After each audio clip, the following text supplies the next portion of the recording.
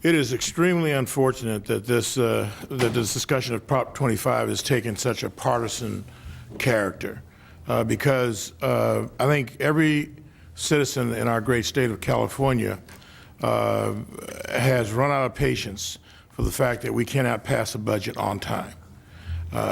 That's not just Democrats or Republicans or independents. It's all of Californians are really disgusted with the fact that we can't pass a budget on time. And there are consequences to each Californian.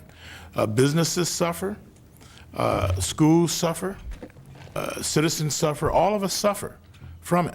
And so to suggest that Proposition 25 would not help the gridlock that currently exists in Sacramento is really a ludicrous. I mean, it's just an absurd notion. Of course it will help. And I think Mr. Taylor, the legislative analyst, said that this is a pretty straightforward and simple measure, and I think that that's true. Now, I will tell you, I, for one, wish it did include tax increases, the ability to increase revenue, to solve problems and create priorities, but it doesn't. And the courts have said it doesn't. Any credible analysis of the proposition says that it simply means that a simple majority can pass a budget. And for anyone to suggest that if the budget is passed on time by a simple majority, that it won't be signed, that would be up to the governor, whoever he may be. And so I think that we need to put this in to the proper perspective. Those that are arguing against this proposition seem to be satisfied with the current situation of gridlock, and it's unacceptable, and that's why we're here.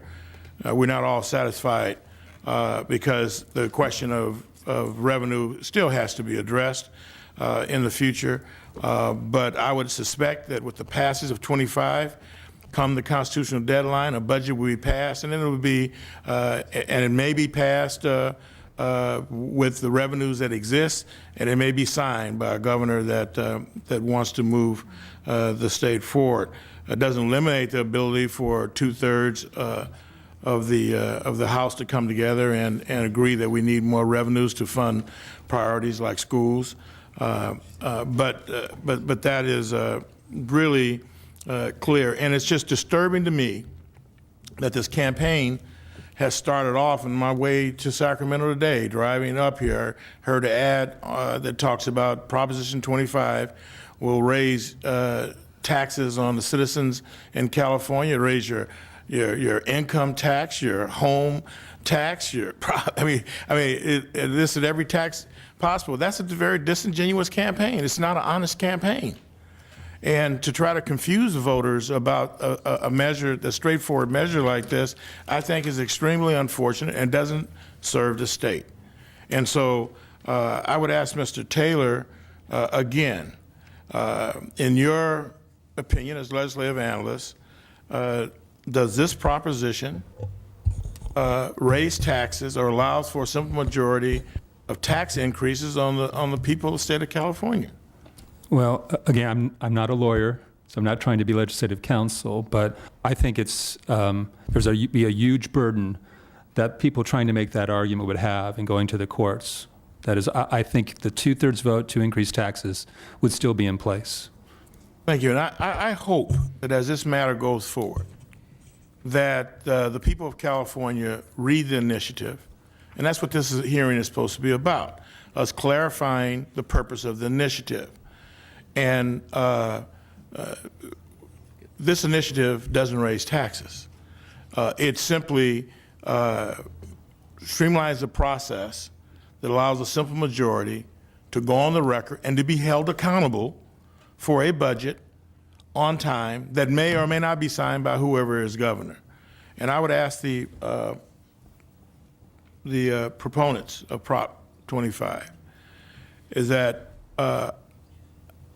in talking to the citizens, are people confused about whether or not this is a measure that clearly will not raise taxes in your encounter, or is it is that developing into some kind of problem and sort of disinformation campaign?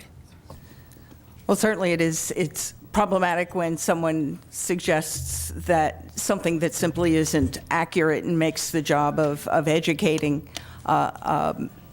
always a challenge. But I think most people are reading the title and summary and sees that it says it does not raise taxes. And the truth is, 85 days into this budget crisis, people are pretty fed up and pretty ready for something, a different approach to budgeting, a different approach to getting things done. People are just kind of tired of seeing it go on and on and on, and there just seems to be no end to it. People are inclined to hope that this will make things better. I think the kinds of disingenuous ads that are coming out will always be problematic, but I think we can make a clear argument, and I'm hopeful that we'll make a clear argument, and that folks are, as I say, really ready to do something different in California, to try a new way, the way that 47 other states do business, and moving us to a place where things can get better in California. Finally, Mr. Chairman, what we're trying to do here is very transparent. California loses billions of dollars by these delays. No one likes these delays.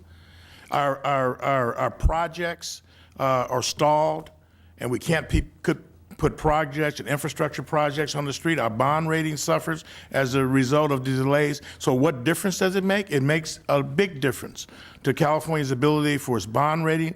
Every $1 billion we put on the streets results in 17,000 jobs for Californians. And so this is real business during the time of very severe recovery for the people of the state of California. And that's why this initiative is so important. And we at least need an honest debate about it. And that's what's frustrating me at this point, is that I see this debate going in the wrong direction. And I appreciate, Mr. Chairman, the hearing where we are trying to clarify.